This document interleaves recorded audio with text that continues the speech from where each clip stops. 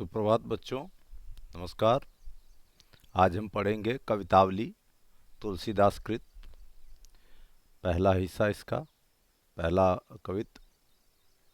तो आइए पढ़ते हैं तुलसीदास द्वारा रचित यह कवित।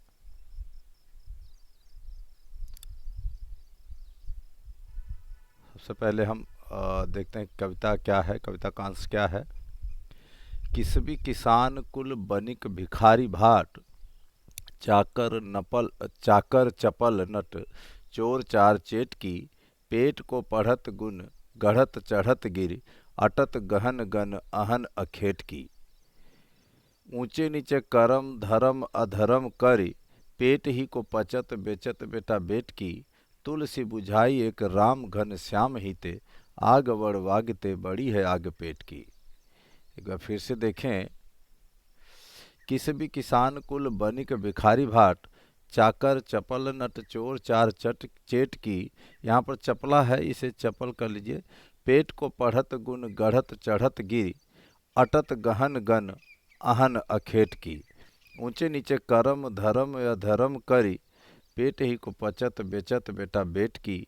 तुलसी बुझाई एक राम घन श्याम हिते, आग बड़ वागते बड़ी है आग पेट की। तो देखिए कविता का सार क्या है कि कविता में कवि ने पेट की आग को सबसे बड़ा बताया है। मनुष्य सारे काम इसी आग को बुझाने के उद्देश्य से करता है। आग यानी भूख, जो पेट की भूख है, इसको बुझाने के लिए आदमी हर तरह के काम करता है। चाहे वह व्यापार, खेती, नौकरी, नाच गाना, चोरी, गुप्तचरी, सेवा टहल, गुणगान, शिकार करना या जंगलों में घूमना हो। इस पेट की आग को बुझाने के लिए लोग अपनी संतानों तक को बेचने के लिए विवश हो जाते हैं। यह पेट की आग समुद्र की बड़वा नल से भी, यानी समुद्र में लगने वाली आग से भी भयंकर होती है। इसे केवल राम रूपी घनश्याम यानी बादल ही बुझा सकते हैं। तो यह है कविता का सार। तो आप देखिए यहाँ कुछ शब्दार्थ हैं, शब्दार्थ भी देख लीजिए, फिर इसको और विस्तार से समझते हैं। किसबी यानी धंधा, काम धंधा करने वाला यानी मजदूर। कुल यानी परिवार। किसान यानी किसान का परिवार, जो किसबी किसान कुल, तो किसान का परिवार। बनिक यानी व्यापारी, बनिया। भाट यानी चारण, जो आपकी प्रशंसा कर करके गीत गाता है। चाकर घरेलू नौकर। चपल यानी चंचल। गुप्त चार यानी गुप्तचर या दूत या संदेश देने वाला। पहले राजाओं महाराजाओं के संदेशवाहक होते थे, उन्हें ही चार या दूत या गुप्तचर कहा जाता है। चेटकी यानी बाजीगर, जो कलाबाजियां करके, कभी कभी जादूगर को भी कह सकते हैं बाजीगर, जो बाजीगरी करता है। गुण गढ़त विभिन्न कलाएं व विधाएं सीखता है। अटत यानी घूमना। अखेटकी यानी शिकार करना। गहन गण यानी घना जंगल।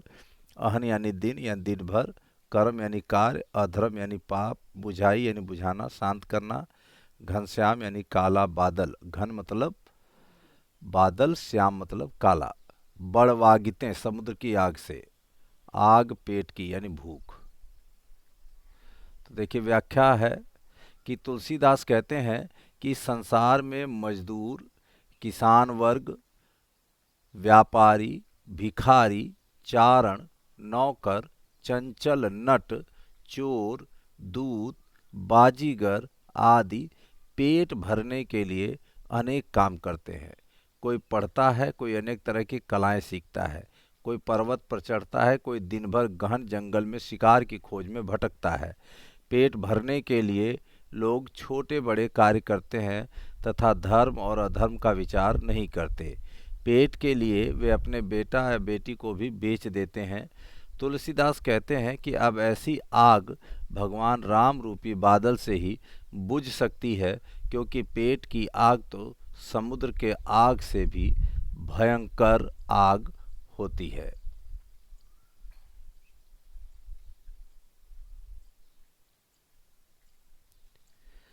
शिल्प सौंदर्य देखिए इसमें। समाज में भूख की स्थिति का यथार्थ चित्रण किया गया है। कवित्त छंद है। तत्सम शब्दों का अधिक प्रयोग है, ब्रज भाषा लालित्य है, राम घन श्याम ही में रूपक अलंकार तथा आग बड़वागितें पेट की में व्यतिरेक अलंकार है। निम्नलिखित में अनुप्रास अलंकार की छटा है। किसबी, किसान कुल, भिखारी भाट, चाकर चपल, चोर चार, चेटकी, गुण गढ़त, गहन गन, अहन अखेटकी, बेचत बेटा बेटकी, बड़वागिते बड़ी और अभिधा शब्द शक्ति का प्रयोग किया गया है। आप फिर से एक बार कविता को समझ सकते हैं।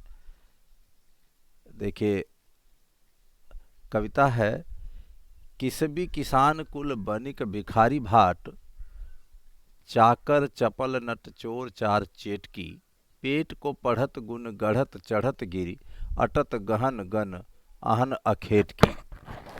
ऊंचे नीचे कर्म धर्म अधर्म करी, पेट ही को पचत बेचत बेटा बेट की, तुलसी बुझाई एक राम घन श्याम ही ते, आग बड़वागिते बड़ी है आग पेट की।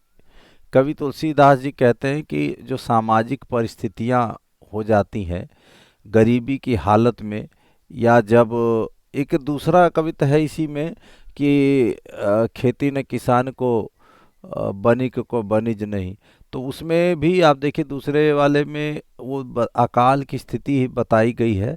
तो कहीं न कहीं यह भी उसी से संबंधित है, एक तरीके से आप कह सकते हैं कि जब गरीबी आ जाती है तो गरीबी की हालत में व्यक्ति क्या क्या नहीं करता। और दूसरी बात, पेट की आग, यहाँ सबसे बड़ी बात पेट की आग को बताया गया है, क्योंकि पेट की आग कभी शांत नहीं होती। हम जीवन भर कमाते रहते हैं और वह कहाँ जाता है, वो सारी की सारी कमाई पेट के नाम पर ही, पेट की आग बुझाने के लिए ही शांत होती है। तो यहाँ कहता है कवि कि किसबी किसान कुल बनिक भिखारी बाट।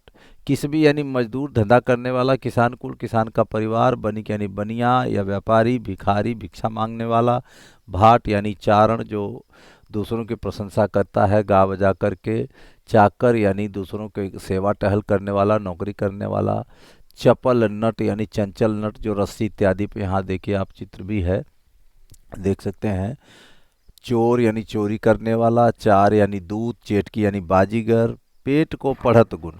यहाँ कवि कहते हैं कि ये सारे के सारे लोग, चाहे वो मजदूर हो, किसान का परिवार हो, बनिया हो, भिखारी हो, दूसरों की प्रशंसा करने वाला भाट हो, या दूसरों घर में या दूसरों की सेवा करने वाला नौकर हो, या नट हो, चोर या दूत या बाजीगर, ये सब पेट की भाषा को पढ़ते हुए, पेट की भूख को समझते हुए, गुण गढ़त अपने अंदर तरह तरह के गुणों का विकास कर लेते हैं, तरह तरह की विधाएं पढ़ लेते हैं, समझ लेते हैं, चढ़त गिरी यहाँ तक कि पर्वत पर भी चढ़ जाते हैं, अटत गहन गन और घने जंगलों में घूमते रहते हैं। किस लिए? आहन अखेट की, दिन भर शिकार करने के लिए, सब के सब पेट के लिए। यहाँ तक कि कवि कहता ऊंचे नीचे कर्म धर्म अधर्म कर, अच्छे और बुरे काम भी करते हैं, पाप और पुण्य का कोई ख्याल नहीं रखते, पेट ही को पचत बेचत बेटा बेट की। बहुत बार समाचारों में पढ़ने को मिल जाता है कि कुछ पैसों के लिए अपने बेटे या बेटी को बेच दिया। आज भी पिछड़े इलाकों में लोग अपने बेटे बेटी को कुछ पैसों के लिए बेच देते हैं, कभी कभी यह सोच के भी बेच देते हैं कि चलो हमारे बच्चे का पेट ढंग से भरेगा। तो पेट की भूख को मिटाने के लिए लोग अपने बेटे या बेटी को भी बेच देते हैं। कहते हैं ऐसी समस्या का निवारण तुलसी बुझाई एक राम घन श्याम ही ते, आग बड़वागते बड़ी है आग पेट की। समुद्र में लगने वाली जो आग है इसको काले बादल के बारी से ही बुझा सकती हैं, उसी प्रकार से राम रूपी जो घने बादल हैं, काले बादल हैं, वही इस पेट की आग को शांत कर सकते हैं। तो आशा है आप लोगों को समझ में आया होगा। तो इसी के साथ आज की यह कविता समाप्त होती है। आप सभी का बहुत बहुत धन्यवाद। घर में रहें, सुरक्षित रहें, चैनल को सब्सक्राइब करना न भूलें। धन्यवाद।